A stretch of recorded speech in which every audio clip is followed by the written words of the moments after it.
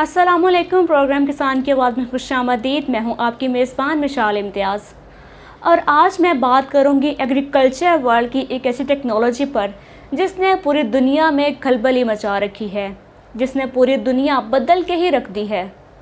ये एक ऐसी टेक्नोलॉजी है जिसमें पौधे, फल, सब्जियां काश्त करने के लिए आपको मिट्टी की ज़रूरत ही बाकी नहीं रहती, और वो है हाइड्रोपोनिक।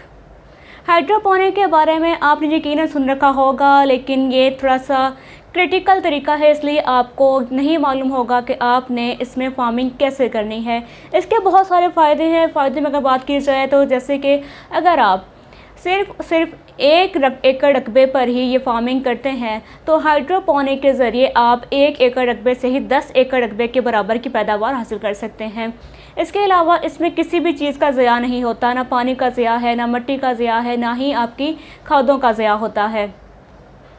ना तो इसमें कोई बीमारी आती है, ना फंगस का हमला होता है, ना ही मक्खी, ना फ्रूट फ्लाई, कुछ भी इसमें ऐसा कोई बात ही नहीं रह जाती। इसलिए इसमें आपका जो फ्रूट है या फिर पौधे हैं, फल हैं, वो 0% ज़ाया होते हैं। वेस्टेज बिल्कुल भी नहीं होता आपका। जैसे कि अगर आप खेतों में सब्जियां काश्त करते हैं तो फ्रूट फ्लाई का हमला बहुत आम है, उससे आपका पूरा का पूरा खेत ही बर्बाद हो जाता है। लेकिन अगर आप हाइड्रोपोनिक के ज़रिए ये काश्त करते हैं तो इसमें आपकी ना कोई सब्ज़ी, ना कोई फल, ना ही कोई फूल ख़राब होता है। तो इसका ये बहुत बड़ा एडवांटेज है। इसके अलावा इसमें आपकी खाद और आपका पानी ज़ाया बिल्कुल भी नहीं हो सकता, क्योंकि अगर आप एक दफ़ा हाइड्रोपोनिक के जो पाइप्स लगाए जाते हैं, अगर आप इसमें एक दफ़ा पानी और खाद शामिल कर दें तो ये तब तक वापस नहीं आ सकता, तब तक ये वेस्ट नहीं होगा जब तक आप ख़ुद इसको इजाज़त ना दें कि ये बाहर आ जाए या फिर आप इसको वेस्ट करके ख़त्म कर दें। तो ये आपका पानी उसमें स्टोर रहता है और ये आपको परमानेंटली ही फ़ायदा पहुंचाता रहता है। इसके अलावा अगर हम बात करें मज़ीद फ़ायदों की तो नाज़रीन, हाइड्रोपोनिक में पानी की ज़रूरत 100% से कम, 100% में 90% कम होकर सिर्फ 10% रह जाती है। और खादों की ज़रूरत, फर्टिलाइज़र की ज़रूरत जो इसमें होती है वो 100% से 85% कम हो जाती है, बाकी सिर्फ 15% रह जाती है। यानी कि आपने इस कदर लो बजट में आप इसको लगा सकते हैं। हाइड्रोपोनिक पे जो भी खर्चा आता है वो आपने सिर्फ एक दफ़ा लगाना होता है, उसके बाद आप 10 साल तक इससे फ़ायदा उठा सकते हैं। 10 साल तक आप इस पर कोई इन्वेस्टमेंट नहीं करनी होती और ये आपको 10 साल तक फ़ायदा पहुँचाता रहता है, क्योंकि ये सिस्टम ख़राब नहीं होता।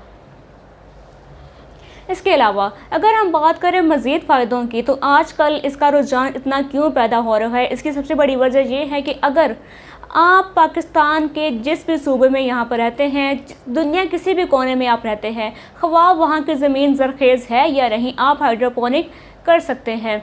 अगर आप पहाड़ों पर रहते हैं और वहाँ की ज़मीन हमवार ही नहीं है तो भी आप ये कर सकते हैं। अगर आप ऐसे इलाके में रहते हैं जहाँ पर बारिश नहीं होती, रेगिस्तान का इलाका है, तो आप वहाँ पर भी लगा सकते हैं। अगर आपकी ज़मीन बंजर है तो भी आप इसको वहाँ पर लगा सकते हैं, क्योंकि इसमें तो मिट्टी की ज़रूरत ही बाकी नहीं रहती। ये तो ज़मीन पर तो ये काश्त ही नहीं की जाती। इसके लिए आपको चाहिए होते हैं पाइप्स, और सारी की सारी खेल पाइप्स की ही है। अब यहाँ पर ज़रा आप समझ लीजिए कि हाइड्रोपोनिक के लिए जो पाइप्स लगाए जाते हैं, ये पाइप किस तरह से लगाए जाते हैं। तो इसके लिए आपको जो पाइप चाहिए होते हैं वो 4 से 5 इंच का पाइप होता है। इसकी जो लेंथ होती है 4 से 5 इंच चौड़ा, और जिसकी लेंथ होती है वो आप 20 फुट तक ले लीजिए। अगर आपने कमर्शियल लेवल पर ये फार्मिंग करनी है तो फिर आपको पाइप्स की जो लेंथ है वो आपको बढ़ानी पड़ेगी। फिर जितना आपका रकबा होगा आप उतने ही लंबे पाइप्स लगाएंगे, लेकिन 20 फुट मैंने आपको एक आइडियल बताया है। इसके अलावा आपने, अब डिपेंड करता है कि आपने सब्ज़ी कौन सी लगानी है। अगर आपने टमाटर, शिमला मिर्च लगानी है, जो कि इसमें बहुत कॉमन है, टमाटर बहुत ज़्यादा काश्त किया जाता है इसमें, क्योंकि टमाटर ही सबसे ज़्यादा फ़ायदेमंद फसल रहती है। तो मैं टमाटर का आपको बताती हूँ कि आपने उसको कैसे लगाना होता है।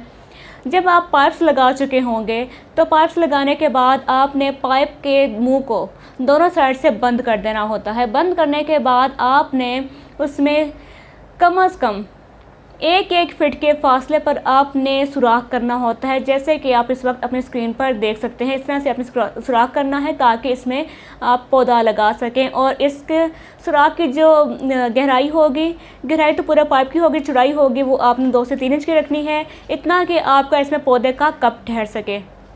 इतना आप इसमें सुराख कर दें, जैसे कि अभी आपको अपनी स्क्रीन पर नज़र आ रहा है। उसके बाद आपने इसमें पाइप इस्तेमाल करने हैं। पाइप पंप्स इसलिए इस्तेमाल किए जाते हैं ताकि इसमें पानी फ़्लो करता रहे। फ़्लो करने के बाद इन पाइप्स के साथ जोड़ा जाता है एक पानी के बड़े टैंकर को। पानी जब आपके पाइप्स के अंदर फ़्लो करता रहता है, फ़्लो करने के बाद ये प्रोसेस होता है। प्रोसेस होने के बाद ये दोबारा चला जाता है टैंकर में। टैंकर से प्रोसेस होने के बाद दोबारा आ जाता है आपके पाइप्स में। ये अमल 24 घंटे चलता है। नाज़रीन, जैसे कि आपने आबशार देखी होगी, आबशार में बात ये बहुत कॉमन है। मुश्तरक बात इन दोनों में ये है कि आबशार भी ऐसे ही चलती है, उसमें पानी एक ही जगह पर एक दफ़ा डाला जाता है और वही पानी ऊपर आता है, वही पानी नीचे जाता है, फिर वही पानी ऊपर आता है, वही पानी नीचे जाता है। तो इसका भी जो सिस्टम है वो भी सेम होता है। अब पाकिस्तान में ये हाइड्रोपोनिक सिस्टम आम लग जाते हैं। आप कहीं से भी पता कीजिए तो आप इसका सिस्टम लगवा सकते हैं, लेकिन मैंने आपको वैसे ही बता दिया कि आपने इसको कैसे लगाना है। इसके बाद अब बात करेंगे हम कि इसमें पौधा ग्रो कैसे करता है, पौधा कैसे लगाया जाता है। तो ये बहुत ज़रूरी बात है, इसमें बहुत ही इंपॉर्टेंट क्वेश्चन है। तो नाज़रीन, इसके लिए आपने कप्स लेने हैं।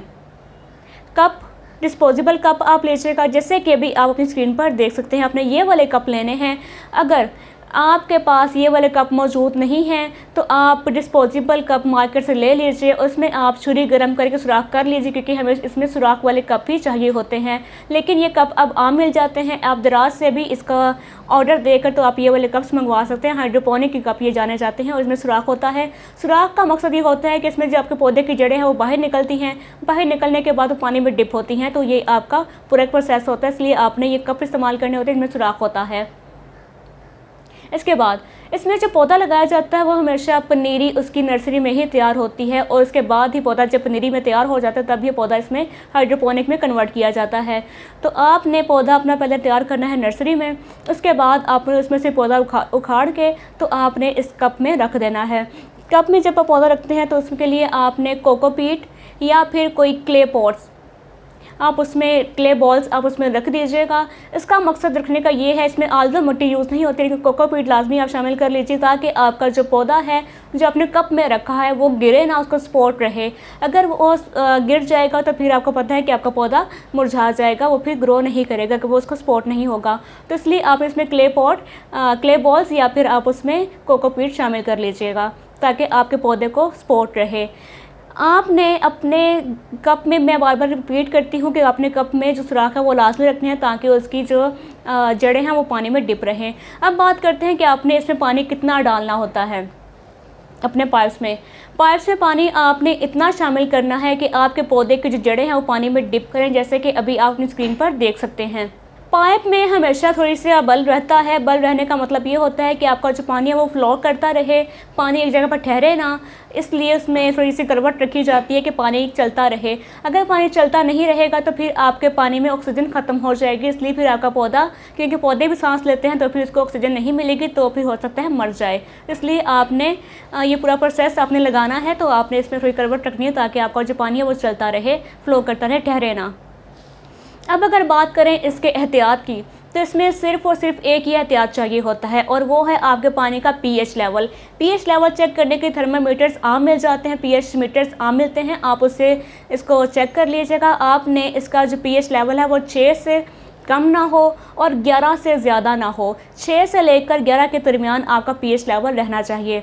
इसके बाद अगर हम बात करें इसमें खादों की, तो खादें ज़ाहिर सी बात आपने देनी ही है, उसके बगैर तो फिर आपका पौधा ग्रो बिल्कुल भी नहीं करेगा। तो आपने खादें उसमें पानी में ही शामिल करनी होती हैं। जो खादें आप इस्तेमाल करनी है वो भी आप नोट कर लीजिए और उनमें शामिल हैं।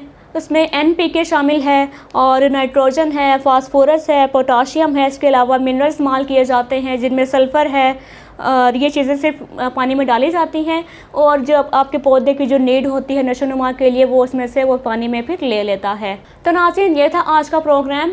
उम्मीद है आपको प्रोग्राम पसंद आएगा क्योंकि ये टेक्नोलॉजी पर था और इसका रुझान अब ज़्यादा पाया जाता है क्योंकि इसमें फिर आपकी फसलें ख़राब नहीं होती और पैदावार भी आपको अच्छी मिलती है। अगर इस प्रोग्राम के हवाले से आपके जहन में कोई सवाल है तो आप मुझे कमेंट कीजिए, मैं आपको रिप्लाई कर दूँगी। और अगर आप चाहते हैं कि हम इस पर मज़ीद आपको कुछ और गाइड करें तो आप मुझे कमेंट कीजिए, मैं आपका नाम लेकर आपके नाम के साथ ही वीडियो बना दूँगी ताकि आपकी रहनुमाई की जा सके। अपना बहुत ख्याल रखिएगा। खुदा हाफिज़।